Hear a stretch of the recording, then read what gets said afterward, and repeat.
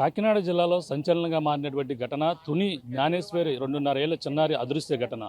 ప్రధానంగా జ్ఞానేశ్వరి మిస్ అయ్యి ఇప్పటికీ 30 రోజులు దాటున్నా సరే జ్ఞానేశ్వరి జాడ అయితే దొరకలేదు.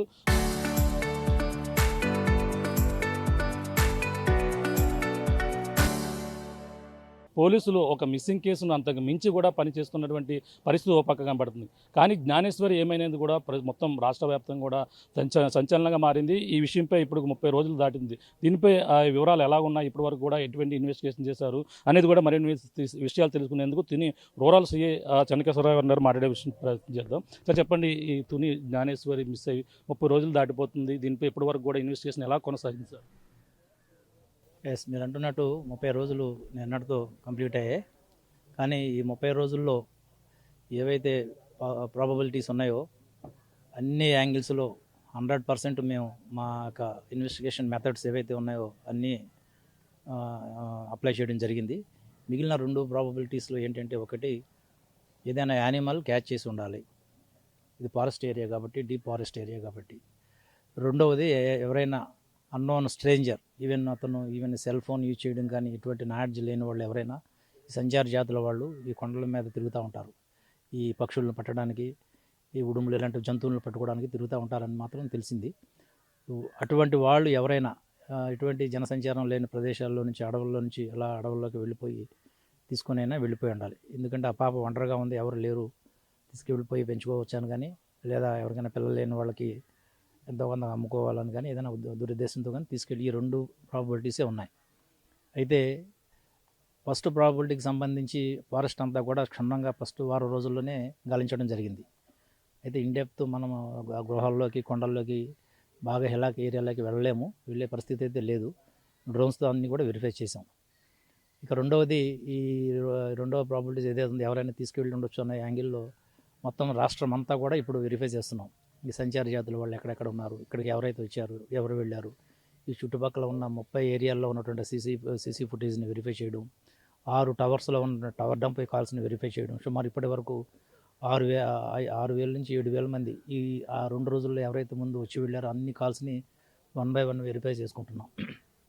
ఇక అది ఆ యాంగిల్లో ఇటువంటి క్లూ దొరకని పక్షంలో ఇక మనం మిగిలినది ఒకటి యానిమల్ క్యాచింగ్ అన్నది ఒకటి మనం డిసైడ్ అవ్వాలి. అయితే మేము ఎప్పుడే కంక్లూజన్ రావడం లేదు.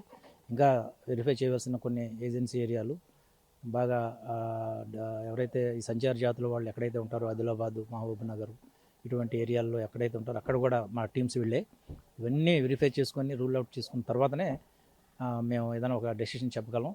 అయితే అప్పటి వరకు కూడా మా యొక్క ఎస్పీ గారి యొక్క ఆదేశాల ప్రకారంగా మా టీమ్స్ ఇంచుమించు 8 టీమ్స్ ఈ పాపను ట్రేస్ చేసే వరకు ప్రయత్నం జరుగుతూనే ఉంటుంది.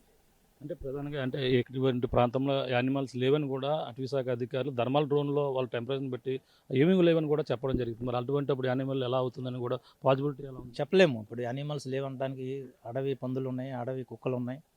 ఇవి చాలా చిన్న పాపను తీసుకుపోవడానికి. పెద్ద పెద్ద జంతువులు, పుల్లు, సింహాలు అక్కర్లేదు. పైథాన్ సరిపోతుంది, పైథాన్ తీసుకెళ్ళగలదు. పందులు గుంపుగా వస్తాయి కాబట్టి అవి తీసుకెళ్ళిపోగలవు. అడవి కుక్కలు కూడా చాలా పవర్ఫుల్ ఉంటాయి. అవి వైల్డ్ యానిమల్స్నే క్యాచ్ చేస్తాయట, సింహాలు, పుల్లు లాంటి వీటిని. కాబట్టి ప్రాబబిలిటీస్ అయితే ఉన్నాయి, లేదంటానికి అయితే లేదు. ఎందుకు 1000 acres పైన ఉన్న ఫారెస్ట్ ఇది. ఇంచుమించు 21 kilometers మనకి అడ్డ రోడ్డు వరకు విస్తరించి ఉంది ఇది మన హిలాక్ ఏరియా. కాబట్టి మనమైతే అది రూల్ అవుట్ చేయలేము. ఫారెస్ట్ వాళ్ళు అంటే వాళ్ళు ఏంటంటే వైల్డ్ యానిమల్స్ లేవని మాత్రం చెప్పగలుగుతారు. టైగరు ఇలాంటి వీటిని. ఈ పందులు అనేవి ఎక్కడైనా ఉంటాయి. ఈ అడవి కుక్కలు ఎక్కడ, పైథాన్ అనేవి ఇక్కడ కిందకు ముందు కూడా ఒక మేకని పైథాన్ మింగిందనే విషయం చెప్తున్నారు 1 year బ్యాక్ ఇప్పుడు. కాబట్టి అది రూల్ అవుట్ చేయలేము. మిగతా యాంగిల్స్ అన్ని చూసిన తర్వాత దాని మీద ఒక క్లారిఫికేషన్కి వస్తాము.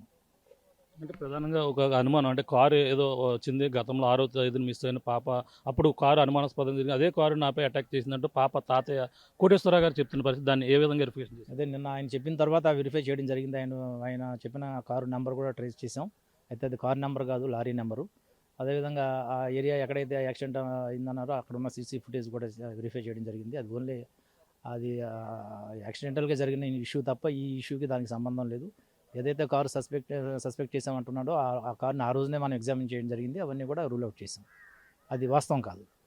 అంటే ప్రధానంగా ఈ కేసులో సంబంధించి కుటుంబ సభ్యుల్లో కూడా అనుమానాలు, అంటే గతంలో కారు తప్ప ఇంకేమైనా ఉన్నాయని అనుమానం, వాళ్ళేం డౌట్ ఎక్స్ప్రెస్ చేయలేదు. వాళ్ళు అంతకుముందు ఒకరిద్దరితో వాళ్ళ కారు విషయంలో రైవలరీ ఉందని చెప్పారు. అది వేరే ఇష్యూ. అది ఆల్రెడీ సార్ట్అవుట్ చేసుకున్నారు. ఆ యాంగిల్స్లో మనం ఎవరైతే ఉన్నారో అందరిని ఎగ్జామిన్ చేసాం, ఇంచుమించుగా 16 మందిని. వాళ్ళకి ఎక్కడ కూడా ఇక్కడ మన ఈ ఏరియాలో డంప్లోకి రావడం కానీ, ఫుటేజ్లోకి రావడం కానీ ఎక్కడ కూడా జరగలేదు. వాళ్ళు ఆ టైంలో వేరు వేరు ప్లేసుల్లో ఉన్నారు. అవన్నీ కూడా మనం పిలిపించి వారి యొక్క స్టేట్మెంట్స్ని విచారించి నోట్ చేసి వాళ్ళు క్షుణ్ణంగా విచారించడం జరిగింది. ఆ సస్పిషియస్ అయితే ఏం లేదు. ఇప్పుడు నేను చెప్పిన 2 ఆస్పెక్ట్స్ తప్ప మరే అనుమానాలు అయితే లేవు. అంటే ఒక పక్కన వాల్ పోస్టుల ప్రక్రియ కూడా కొనసాగింది. అది అది ఏ విధంగా ముందుకు వెళ్తుంది?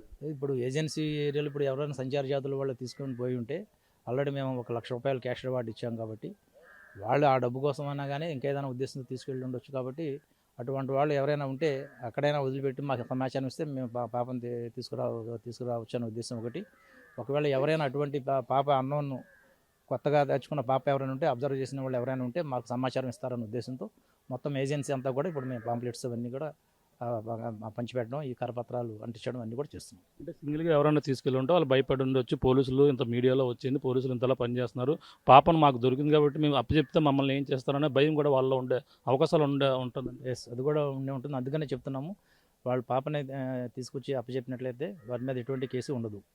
అదేవిధంగా ఒకవేళ వాళ్ళు రావడానికి భయపడినట్టయితే ఎక్కడైనా దగ్గరలో ఉన్న పోలీస్ స్టేషన్ కానీ, గవర్నమెంట్ హాస్పిటల్లో కానీ, ఏదైనా సోషల్ వాలంటరీ ఆర్గనైజేషన్ కానీ అప్పచెప్తే అక్కడ నుంచి మేము పాపను తీసుకొని క్షేమంగా తల్లిదండ్రులుగా అందించి ఏర్పాటు చేస్తాం. ఆ ఉద్దేశంతోనే మేము ఈ విస్తృతంగా ప్రచారం చేస్తున్నాం. మేము సోషల్ మీడియాని రిక్వెస్ట్ చేసేది కూడా అంతవరకే. మీరు ఏదైనా ఉంటే పాప గురించి ఏదైనా సమాచారం ఉంటే ఇంటిమేషన్ ఇచ్చినట్లయితే వారి మీద ఎటువంటి కేసు ఉండదు. వాళ్ళు ఏ సర్కమ్స్టాన్స్లో తీసుకెళ్ళి ఉంటారు అన్న దాని మీద మేము ఎంక్వైరీ చేస్తాం. ఒకవేళ వాళ్ళు ఇంటెన్షనల్గా కిడ్నాప్ ఉద్దేశంతో తీసుకెళ్తే అది ఎలాగూ దాని మీద యాక్షన్ ఉంటుంది. లేదు, ఒంటరిగా ఉంది, పాపను సేవ్ చేద్దామని తీసుకెళ్ళిన తర్వాత ఇదంతా బాగా వైరల్ అయింది కాబట్టి ఇప్పుడు తీసుకెళ్తే కేసు పెడతారని భయం ఉంటే వాళ్ళకి ఎటువంటి భయం లేదు.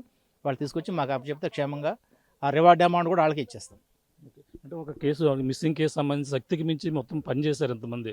ఈ విధంగా పనిచేస్తే ఈ కేసు ఎలా కన్క్లూజన్కి వచ్చే అవకాశం ఎలా ఉంటుంది? అంటే ఒక పక్కన జంతువులు అయితే ఏదైనా అవశేషాలు ఏదైనా దొరికి పాపకు సంబంధించిన పార్ట్లు ఏదో దొరికే అవకాశాలు ఉన్నాయని కొంతమంది అన్నారు.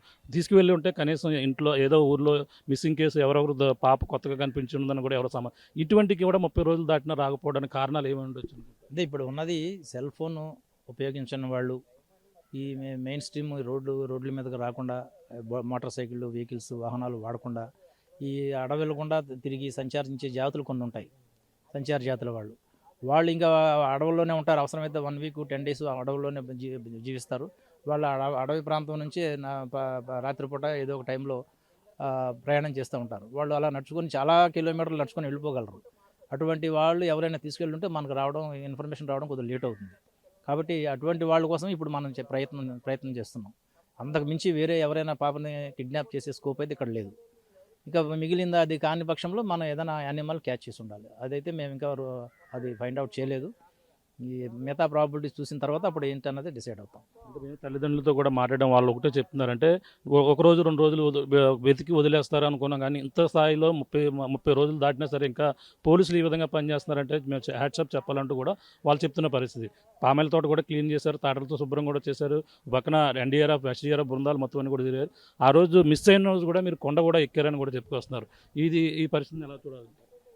ఇప్పుడు చిన్న పాప 2 సంవత్సరాల పాప ఆకలితో చనిపోకూడదు, లేదా యానిమల్ ఏదైనా క్యాచ్ చేయకూడదు అనే ఉద్దేశంతో మనం ఆ రోజున తరువుగా ఎన్డీఆర్ఎఫ్, ఎస్డీఆర్ఎఫ్ మా ఎస్పీ గారి యొక్క ఇన్స్ట్రక్షన్స్ ప్రకారంగా తెప్పించాం, అవన్నీ చేయించాం. 1 వీక్ ప్రకారంగా మన కొండంతా వెతికించాం. ఇంచుమించుగా సుమారు 8 ముందు 2 కిలోమీటర్ల నుంచి దాన్ని 8 కిలోమీటర్లు, ఆ తర్వాత 20 కిలోమీటర్లుగా దాన్ని విస్తరించాం. ఇటు అడ్డ రోడ్డు వరకు, ఇటువైపు మనం నర్సీపట్నం వరకు కూడా మన కొండ ప్రాంతాన్ని జల్లెడ పెట్టాం.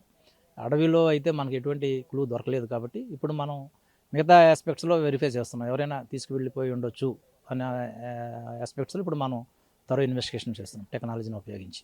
మీరు వేరే ప్రాంతాలు వెళ్ళి అన్నారు, అన్ని ప్రాంతాలు వెళ్ళి అన్నారు. అంటే పొలిటికల్గా చూసుకుంటే మాజీ సీఎం జగన్మోహన్ రెడ్డి పాపను 30 రోజులు దాటినా పట్టుకోలేదు, పక్కన తండ్రే పోస్టులు అంటించుకున్నారు, తల్లి మంచాన పడ్డదంటూ కామెంట్ చేశారు. పొలిటికల్ లీడర్స్ చేసే కామెంట్స్కి మేము రెస్పాండ్ అవ్వం.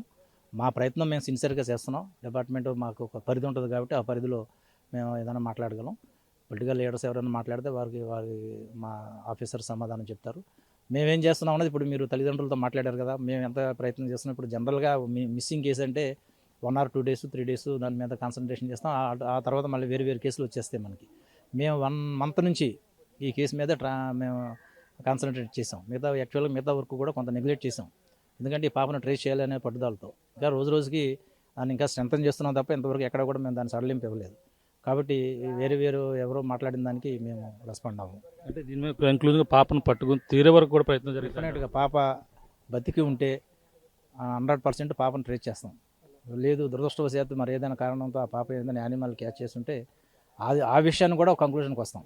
బతికుంటే మాత్రం ఎక్కడున్నా సరే పట్టుకుంటాం. All the best. ఇది పరిస్థితి. పోలీసులు ఒక కేసులో శక్తికి మించి కూడా పనిచేస్తున్నారు. 30 రోజులుగా ఆ కుటుంబ సభ్యులతో కూడా మాట్లాడడం అంటే ఒక ఏదైనా కేసులో ప్రధానంగా చూసుకుంటే ఒక రోజు 2 రోజులు లేదా 3 రోజులు కనీసం 5 రోజులు ఈ విధంగా కేసుని పరిశీలించి అలాగే దర్యాప్తు చేస్తున్నామని కూడా వదిలేస్తారు. కానీ 30 రోజుల పాటు నిర్విరామంగా కూడా మొత్తం అందరూ కూడా పనిచేస్తున్నారు.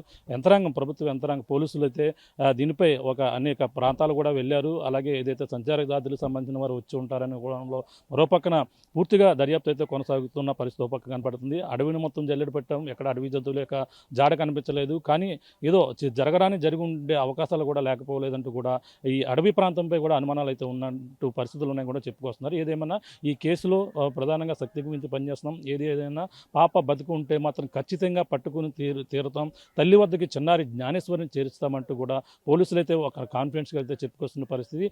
అపోహలు నమ్మొద్దు, రకరకాల ప్రచారాలు కూడా చేస్తున్నారు. అటువంటి నమ్మొద్దు. ఏదైనా ఉంటే పోలీసులతో ఒకసారి క్లారిఫై చేసుకోవాల్సిన అవసరం ఎంతైనా ఉందని కూడా చెప్పుకొస్తున్నారు. ఏదైనా చిన్నారి జ్ఞానేశ్వరి విషయంలో రాజకీయపరంగా మాట్లాడే మాటలకు ఏ విధంగా పనిచేస్తున్నామో కుటుంబ సభ్యుల మాటల్లోనే విన్నామంటూ కూడా చెప్పుకొస్తున్న పరిస్థితి కనబడుతుంది. ఏదేమైనా చిన్నారి జ్ఞానేశ్వరి విషయంలో 30 రోజులు దాటినా సరే ఇంకా ఆపరేషన్ కొనసాగుతుందంటూ కూడా తుని రూరల్ ఎస్ఐ సీఏ ఎవరైతే ఉన్నారో అలాగే చెన్నకేశ్వరరావు గారు చెప్తున్న పరిస్థితి ప్రధానంగా ఉందని చెప్పాలి. దిక్కునున్న తాజా పరిస్థితి. కెమెరా అనిల్తో ప్రకాష్ RTV, చిన్నారి జ్ఞానేశ్వరి ఇంటి వద్ద నుంచి.